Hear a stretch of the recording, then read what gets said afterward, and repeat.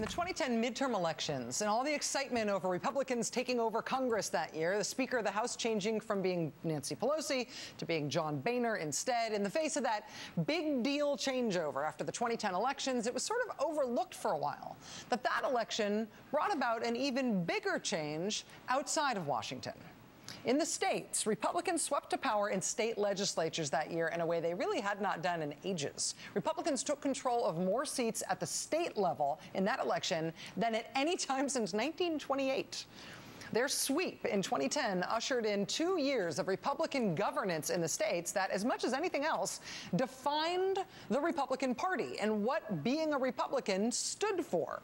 So it was 2 years of rolling back abortion rights and stripping union rights and passing really hardline immigration laws and making it harder for people to vote, making it harder for people to register to vote. It was 2 aggressive coast-to-coast years of Republican governance in the states, defining what it meant to be a Republican in a way that the Republican Party's national candidates sometimes tried to run away from. But ultimately, it ended up being inescapable. The proof is in the pudding, right? We know what you will be like in power. We know what your party will be like in power because of how you have comported yourself with the power that you have already got.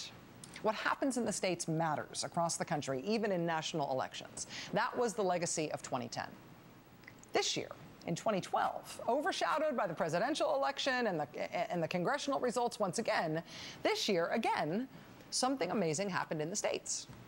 In 2012, this past election, an avalanche of states that had previously been under divided government, with Democrats controlling one part of the government, Republicans controlling the other, those states have now moved to one party controlling everything. So in North Carolina, for example, the Republicans winning back the governor's mansion there this year means that Republicans there will control the House and the Senate and the governor's seat. In Minnesota, other direction. Democrats won back control of the House in Minnesota and the Senate there. And because they already held the governor's mansion, that means one party Democratic control throughout that state next year. And so it went across the country. In 2012, the parties consolidated power at the state level in a way that is sort of without precedent in modern American history. Red states got really, really red. Blue states got really, really blue. And it goes even further than that because it's not just one-party rule, one-party majority. It's one-party mega rule in a lot of states. Like, take a look at California. Democrats don't just have a majority in the California state legislature now. They're going to have a supermajority, meaning that Republicans essentially don't have enough minority power to stop anything the Democrats want to do. It's the same story in Indiana, but for the Republicans. Indiana Republicans will now have a supermajority in the House and in the Senate, and they hold the governor's mansion. Ditto Oklahoma. Republicans took a supermajority and they turned it into an even bigger supermajority. This is what happened in 2012. Not just the disappearance of divided rule in the state, split rule between two parties, but the rise of supermajority one-party rule. That is a position of immense power for whichever party it is that's in control. They get to do what they want. I mean, if you think about it, you better trust those people because there's essentially no bulwark against them in these states.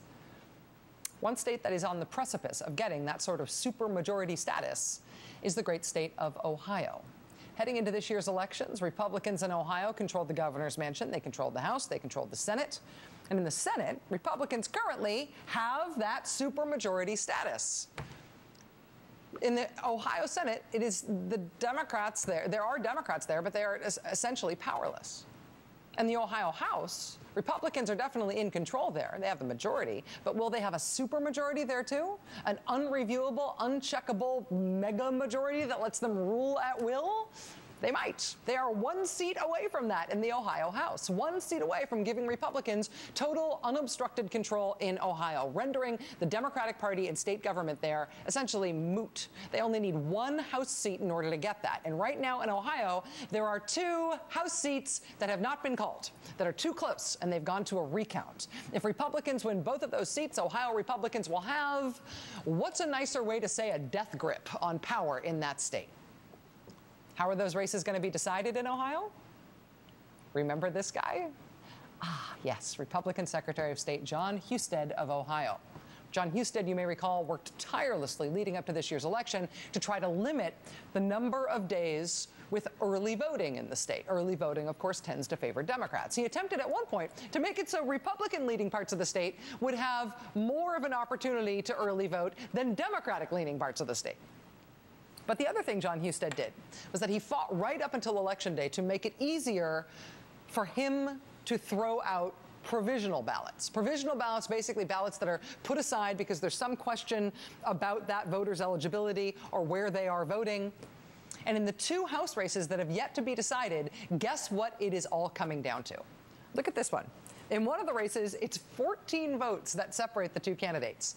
14 votes between them, and in that race, the number of provisional ballots that Secretary John Husted has ordered be thrown away is 114. That might make a difference.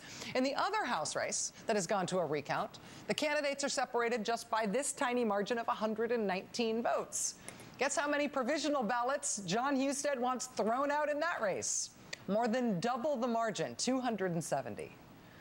In those two races, Ohio Democrats are now alleging that those provisional ballots, which could decide these two races and thereby decide whether or not the Ohio Republicans have a supermajority, rendering Democrats moot in the state.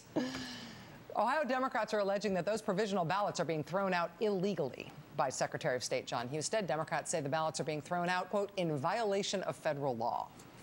These two races are so close right now, their outcomes will determine the balance of power in the state of Ohio. They will determine if Republicans in that state have a veto-proof supermajority that renders Democrats irrelevant. And that question is hanging on those provisional ballots that Democrats say the Republican Secretary of State is having thrown out illegally. Ohio Democrats are now suggesting they're going to sue over what's going on there right now, and you can understand why they might. Any power they hope to have in the state depends on it. Watch this space.